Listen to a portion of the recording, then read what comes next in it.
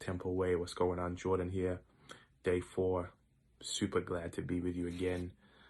Coming to you from my son's room and my daughter's room. They're staying with their grandparents tonight, so I got to steal it to make this video.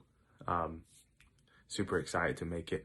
Probably one of my favorite things to talk about right now. One of the things I'm really wrestling and thinking about processing through is this idea of pain. Pain and the integrated life. And that's kind of what I've been talking about this week, how to live a more integrated, connected life. And so before I dive into it, I just want to do what I've been doing all week. Take a moment, stop where you're at. No matter what's going on, no matter what's going on around you, just take a moment and pause, be present with self, be present with God, and just not worry about what happened earlier, not worry about what's going to happen later, but just be present, me and you and whoever else is on this video together, engaging God.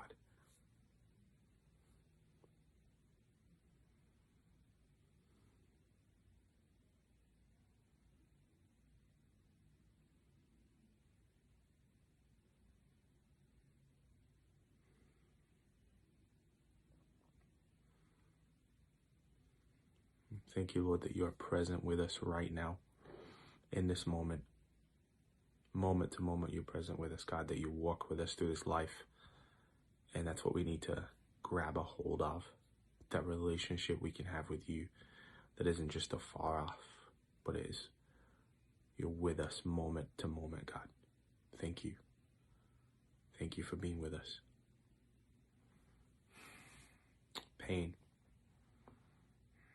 I think the way we would define it inside the church is sin.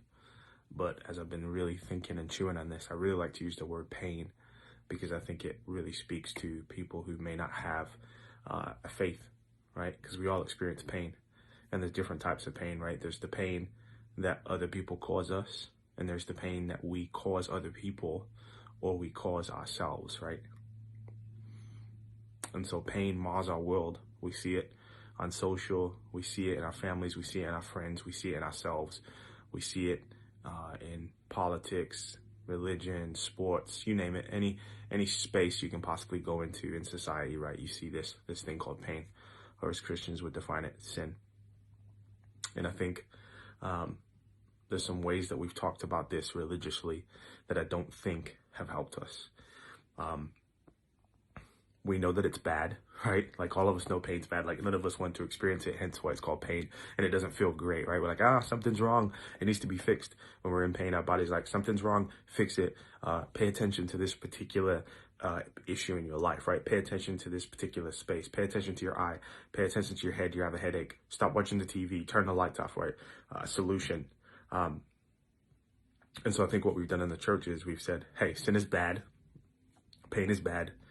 Stop causing pain. Stop sinning, right?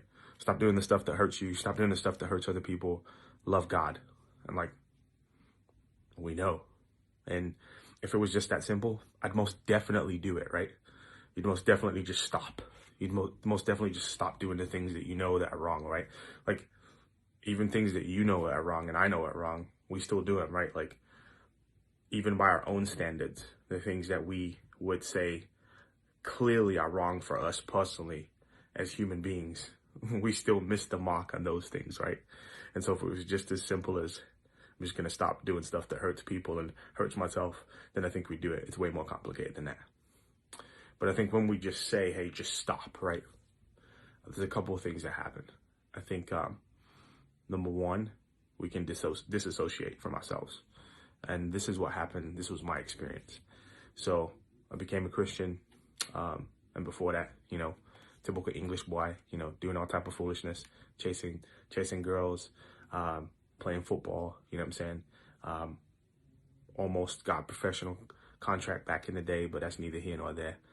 And so when I became a Christian, I'm like, I got to stop doing all that. Got to stop having sex, all those different types of things, right?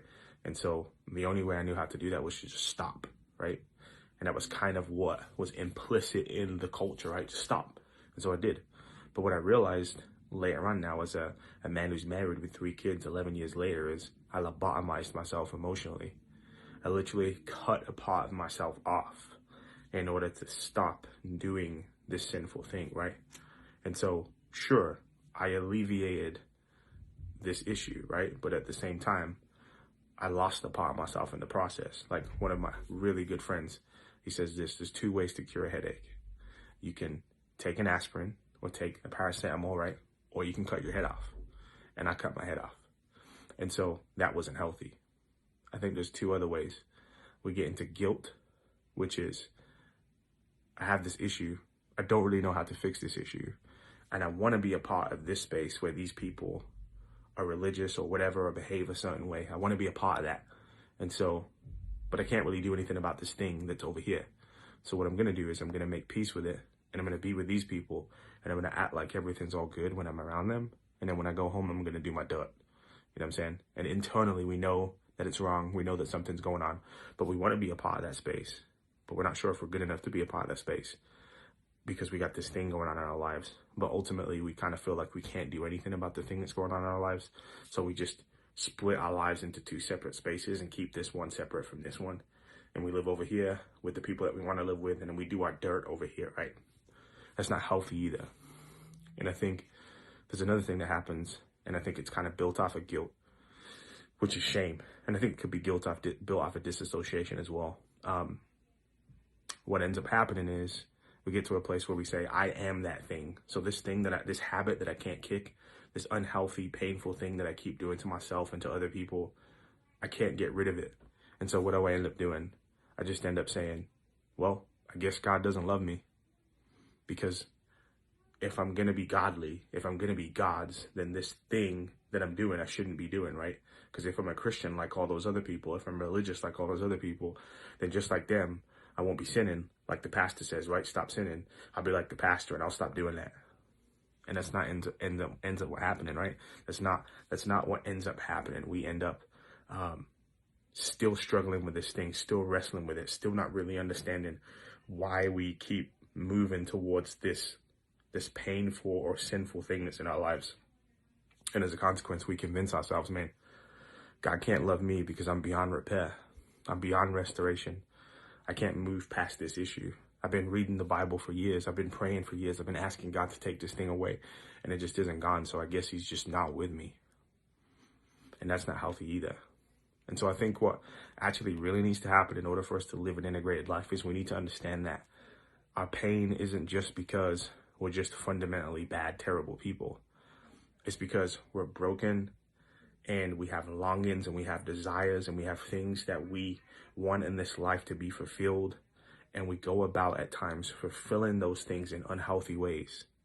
So perhaps, you come from a home where your parents separated, and that caused you trauma in some way. And so now you go looking for that fulfillment you missed as a kid in some unhealthy way now in the present. Perhaps it's fear of rejection. Perhaps it's fear of abandonment. Perhaps it's fear of loss that drives you to cling on to relationships, or to push people away, or to use people because you don't want to be the one that gets used, because that happened to you in the past, right?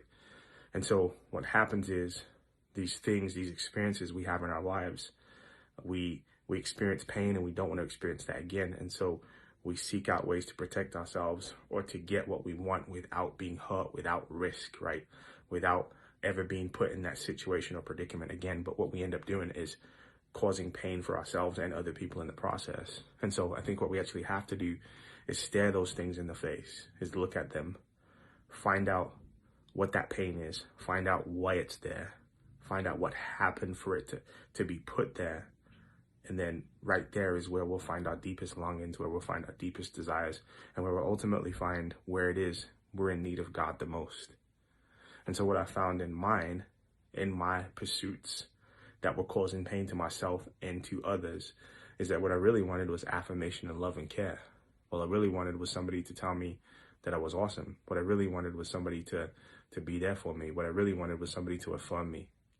And I was just going about taking that in a destructive way, harming myself and others, instead of getting that from God, and then also finding that in healthy community with other people. And not just being a taker, but also being a giver, right? Not just being somebody who had to take that, but because now I can receive that from my Father in heaven, I can give that to other people. And so when we start to stare those painful pieces of our soul in the face and ask God why it is that that is a pain point, he can reveal that to us. And then we can find healthy ways to meet that need in our soul through him, through his word, through prayer, and through healthy Christian community. So I hope that's helpful for you. And I hope that as you go along this week, you can really start to reflect on what are the pain points that you have and why do you have them? Can you invite God in to show you, reveal it to you? Dare I say, do you need to go see somebody who can help you with that, a counselor, a therapist? Sometimes we need help seeing things that we can't see by ourselves. So that's my challenge for you today. Can you reflect on that pain point? Can you figure out where it comes from? Can you give it to God? Or can you seek the help that you need? Peace.